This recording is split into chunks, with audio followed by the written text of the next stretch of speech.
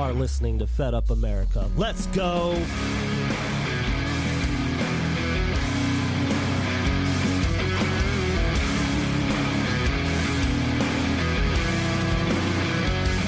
Welcome to Fed Up America, the only channel on the internet attempting to bring Americans together.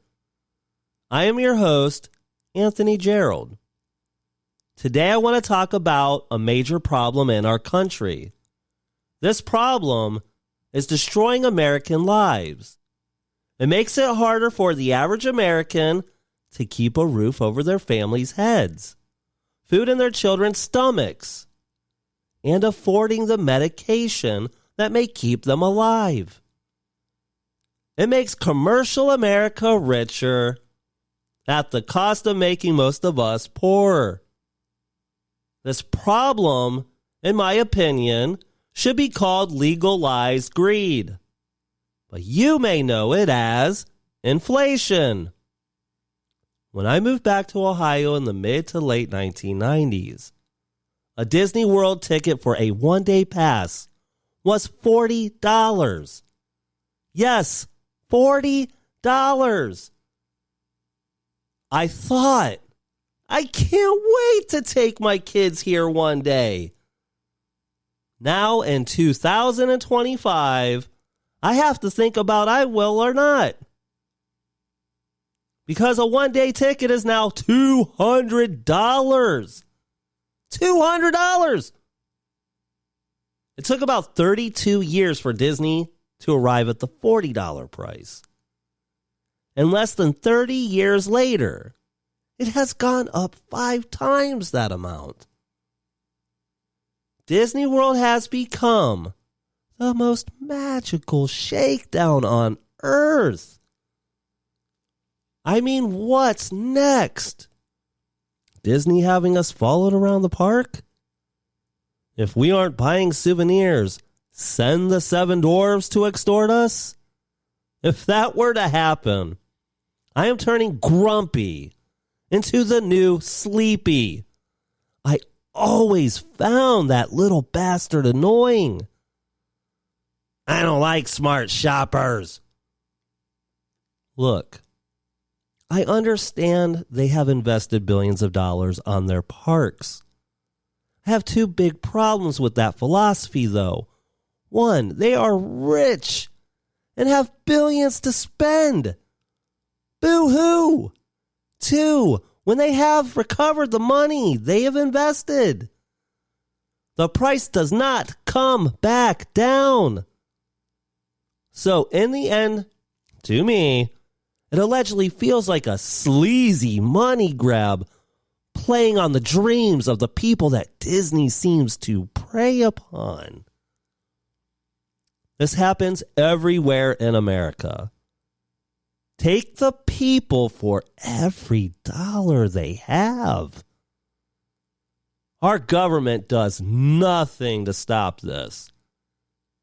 Disney gets rich and our government gets sales tax. Do we seem to matter to them? I don't think so. We have become little dollar signs, not human beings. So, I want to know if you have noticed the increase of prices in every flipping facet of American life.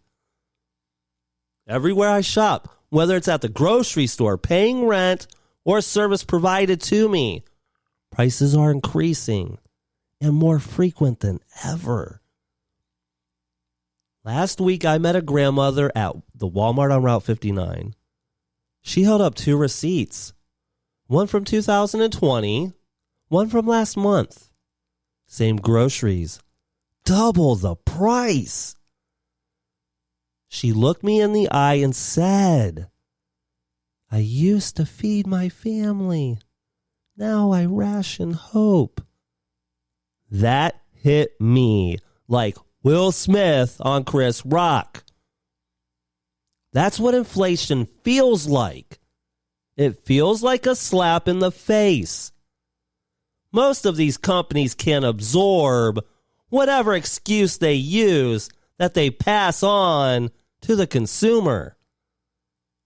Walmart making $100 million a day worldwide does not need to double the price of Sam's Cola in 7 years.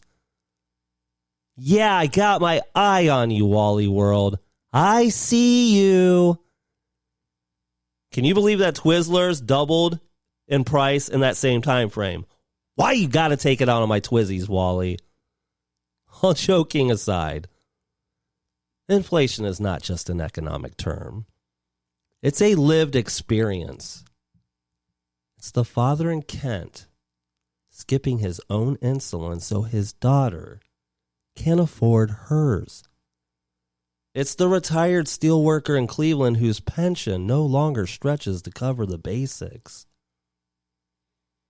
It's the teacher in Ravenna who pours her soul into the classroom but can't afford a home in the community she serves.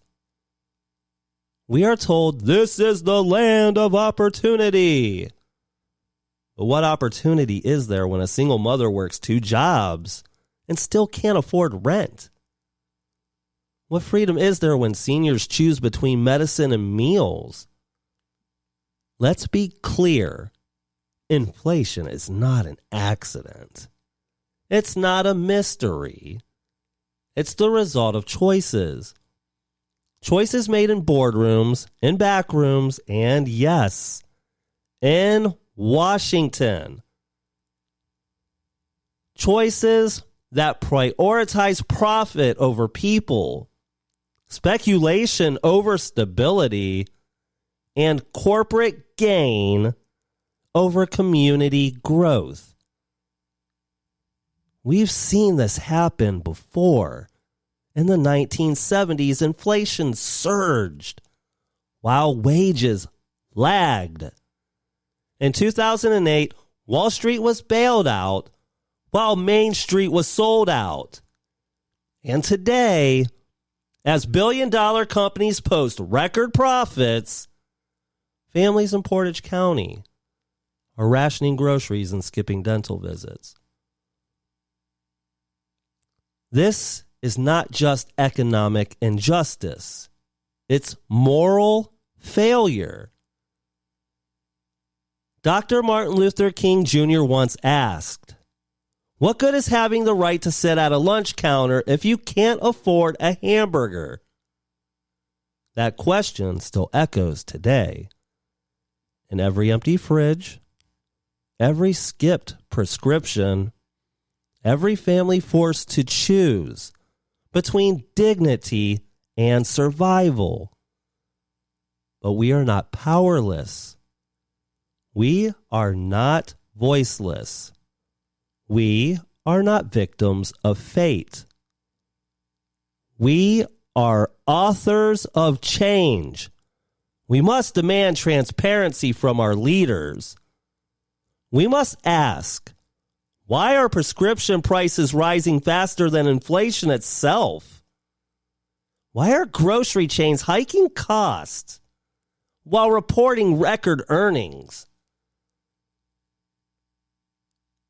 We must fight for policies that protect working families. We must fight for price caps on essential goods. Stronger antitrust enforcement to break up monopolies. Living wages that rise with the cost of living. Universal health care that shields us from medical bankruptcy. Investment in local infrastructure that creates jobs and lowers costs.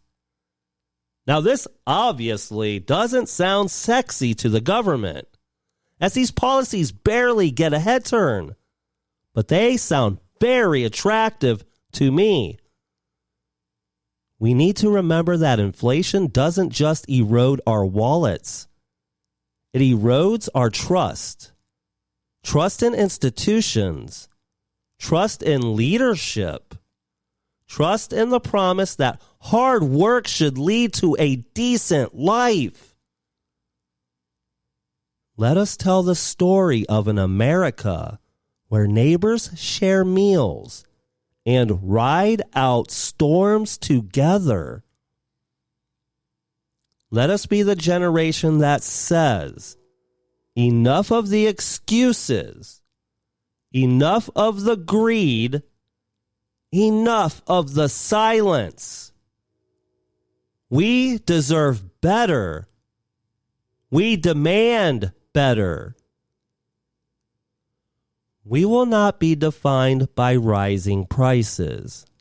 We will be remembered for rising together, for standing up, speaking out, and refusing to let our neighbors be priced out of dignity.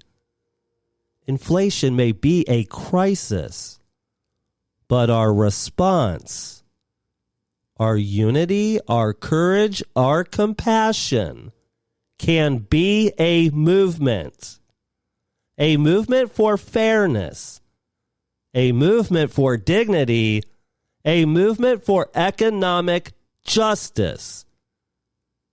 And that movement starts here.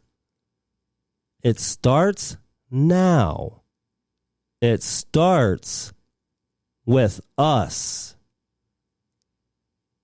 If you would like to be on the show or send an audio file to be played on the show about what you think is wrong in America and what we can do to fix it, email the show at fedupamerica1776@gmail.com. I'll put you on.